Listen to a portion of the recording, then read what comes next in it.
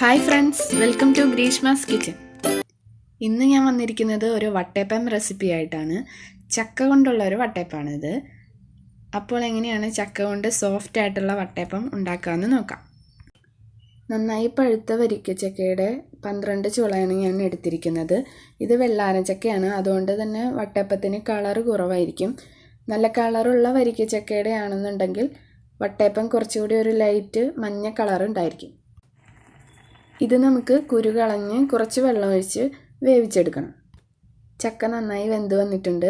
ഇനി ഇത് തണുക്കാനായിട്ട് വയ്ക്കാം. പിന്നെ നമുക്ക് വേണ്ടത് 1/4 കപ്പ് നാളികേരം, ഇതേ കപ്പിൽ തന്നെ 1 കപ്പ് അരിപ്പൊടി, 4 ഏലക്കായ പൊടിച്ചെടുത്തത്, ഒരു നുള്ളു ഉപ്പ്, അരിപ്പൊടി എടുത്ത അതേ കപ്പിൽ 1/2 കപ്പ് പഞ്ചസാര. ഇവിടെ ഞാൻ മീഡിയം മധുരമാണ് ഉപയോഗിക്കുന്നത്. മധുരം നിങ്ങളുടെ ഇഷ്ടത്തിനനുസരിച്ച് ചേർക്കാം. ഇനി നമുക്ക് വേവിച്ച് തണുക്കാൻ വെച്ചിരിക്കുന്ന ചക്ക ചേർക്കാം. മാവ് ലൂസായിട്ട് അരച്ചെടുക്കാൻ ആവശ്യമായിട്ടുള്ള വെള്ളം ചേർക്കണം. ഇതിലേക്ക് 1/2 ടീസ്പൂൺ ഈസ്റ്റ് കൂടി ചേർത്ത് മാവ് നന്നായി അരച്ചെടുക്കണം. ഇപ്പോൾ അരച്ചെടുത്ത മാവ് ഞാനൊരു പാത്രത്തിലേക്ക് ഒഴിക്കുകയാണ്.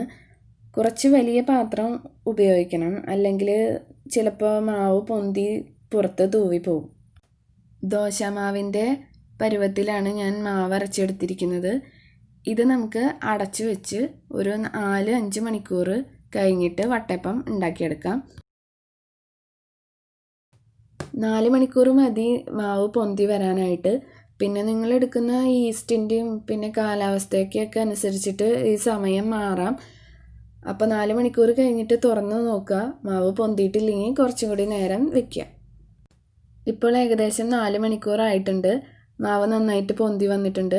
ഇതിലെ കുമിളകളൊക്കെ പൊട്ടാത്ത തരത്തിൽ പതുക്കെ മാവ് ഇളക്കിയെടുക്കുക. ഈ സമയത്ത് നമുക്ക് ഉപ്പോ മധുരമോ എന്തെങ്കിലും പോരായ്ക ഉണ്ടെങ്കിൽ ചേർത്ത് കൊടുക്കാവുന്നതാണ്. ഇനി നമുക്ക് വട്ടയപ്പം ഉണ്ടാക്കിയെടുക്കാം. ഇഡ്ഡലി പാത്രത്തിലാണ് ഞാൻ വട്ടയപ്പം വേവിക്കുന്നത്. അതിനായി കുറച്ച് വെള്ളം തിളപ്പിച്ച് ഒരു സ്റ്റീൽ പാത്രത്തിൽ ലേശം നെയ്യ് തടവി അതിലേക്ക് മാവ് കോരി ഒഴിച്ചിട്ട് വേവിച്ചെടുക്കണം. ഏകദേശം 20-25 മിനിറ്റ് എടുക്കും നമുക്ക് വട്ടയപ്പം അടച്ചു വെച്ച് വേവിച്ചെടുക്കാനായിട്ട്. അതിൽ ആദ്യത്തെ 5 മിനിറ്റ് ഹൈ ഫ്ലെയിമിൽ ഇടുക. അതിനുശേഷം തീ കുറച്ചിട്ട് വേവിച്ചെടുക്കുക. ഞാനൊരു മീഡിയം കനത്തിലാണ് വട്ടയപ്പം സാധാരണ ഉണ്ടാക്കാറ്. നിങ്ങൾക്ക് കനം കൂടുതൽ ആവശ്യമുണ്ടെങ്കിൽ അതിനനുസരിച്ചുള്ള മാവ് ഒഴിച്ച് വേവിച്ചെടുക്കുക. ഇപ്പോൾ ഒരു 20 മിനിറ്റ് ആയിട്ടുണ്ട്. മുന്തിരിയോ അണ്ടിപ്പരിപ്പോ ഒക്കെ വട്ടയപ്പത്തിൽ കഴിക്കാനായിട്ട് ഇഷ്ടമുള്ളവർക്ക് ഈ സമയത്ത് നമുക്കത് വെച്ച് കൊടുക്കാം. ഇപ്പോൾ വട്ടയപ്പം നന്നായി വെന്ത് വന്നിട്ടുണ്ട്. ഇത് കുറച്ച് നേരം തണുക്കാനായിട്ട് വെച്ചതിന് ശേഷം മാത്രം അതിൽ നിന്ന് എടുക്കുക. അല്ലെങ്കിൽ അതിൻ്റെ സൈഡൊക്കെ പൊട്ടിപ്പോയിട്ട് കാണാനൊരു ഭംഗി ഉണ്ടാവില്ല. ഇപ്പോൾ നമ്മുടെ ടേസ്റ്റിയും സോഫ്റ്റ് ആയിട്ടുള്ള ചക്ക കൊണ്ടുള്ള വട്ടയപ്പം റെഡി ആയിട്ടുണ്ട്.